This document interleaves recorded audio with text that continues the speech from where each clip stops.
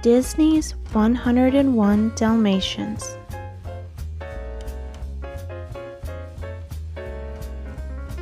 Pongo and Perdita lived in London with their pets, Roger and Anita.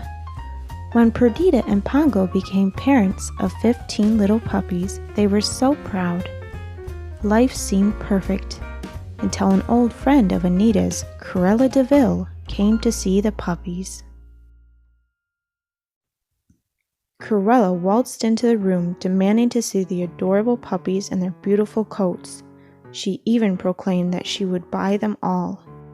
"We're not selling the puppies," said Roger, "not a single one." "You fools!" Cruella cried. "You'll be sorry!" And she stormed out of the house.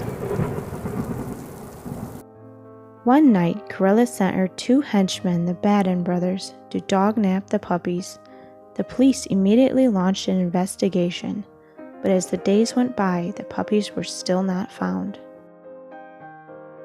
At last, Pongo said to Perdita, "I'm afraid it's all up to us." Pongo decided to try the twilight bark. This was the quickest way for dogs to send and receive news across the country. That evening, from the top of Primrose Hill, Pongo sent the alarm.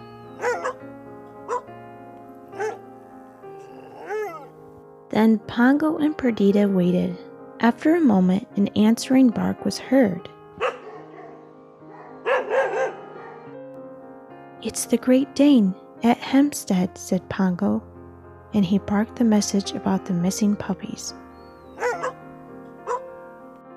The Great Dane then barked out an all-dog alert, sending the news all over London.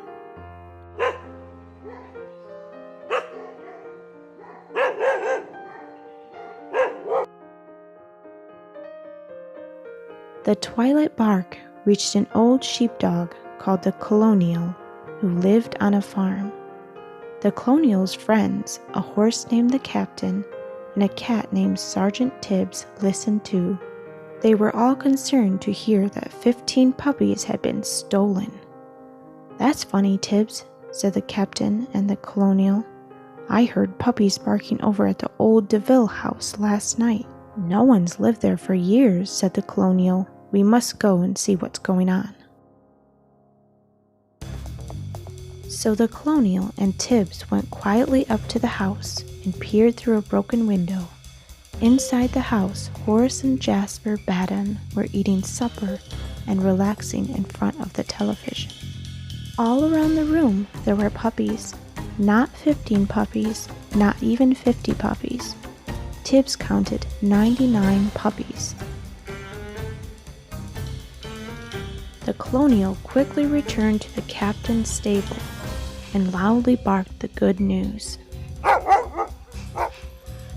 Within no time at all, the twilight bark sent the message all the way back to London that the puppies had been found.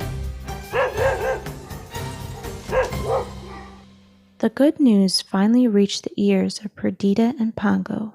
They set off across the snowy countryside as fast as they could to rescue their puppies. Meanwhile, Sergeant Tibbs was keeping watch on the house. He peered in and saw Cruella barking out orders. She wanted the puppies' skins for coats. "I'll be back first thing in the morning." Fur coats, how awful! Tibbs could not believe it. He had to save these poor puppies. There wasn't a moment to lose. As soon as the Badens began watching television again, Tibbs crept through the broken window and whispered, "Hey kids, you better get out of here if you want to save your skins." When all the puppies had been alerted, Tibbs led them out of the room and up the stairs to find a hiding place. Meanwhile, the Colonial had met up with Perdita and Pongo and led them to the DeVille house. They arrived just in the nick of time and quickly bounded into action. Perdita went after Horace, while Pongo tore at Jasper Baden's trousers. As the fight was going on, Sergeant Tibbs led the puppies out of the house to the safety of Captain's stable. Leaving the bad ends in a heap, Perdita and Pongo dashed after the puppies. When they got to the barn, Perdita checked to see if her 15 puppies were there. "You're 15 and a few more," replied the captain. "There are 99. 99, said Pongo, astonished. Whatever did Cruella want with 99 puppies? There was silence for a moment. Then one little puppy said, "She was going to make coats out of us." Perdita and Pongo looked at each other in horror. They had never heard of anything so evil. "We'll take them home with us," said Pongo. He was sure Roger and Anita would look after them. Perdita, Pongo, and the puppies set off back to London. Fearing that Cruella would come after them, Pongo made the puppies roll in some soot until they all looked like black Labradors. "Quick, into this van," said Pongo. "It's going to London." Pongo had just enough time to leap into the tailboard as the van sped off, escaping Cruella and the Bandits. Back in London and home at last, Roger and Anita hugged the tired puppies. 14, 15, counted Roger. 62, 94, and 5 over there. That's 101 Dalmatians, counting Perdita and Pongo. "What'll we do with them?" asked Anita. "We'll keep them all," said Roger.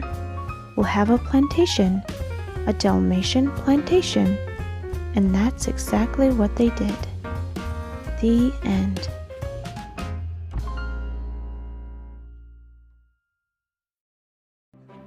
Thanks so much for watching.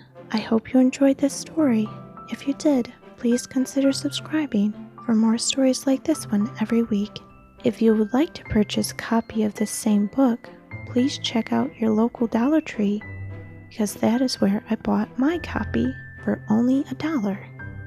I hope you all are staying well. Please take care, and I will see you in the next video. Thank you, and goodbye for now.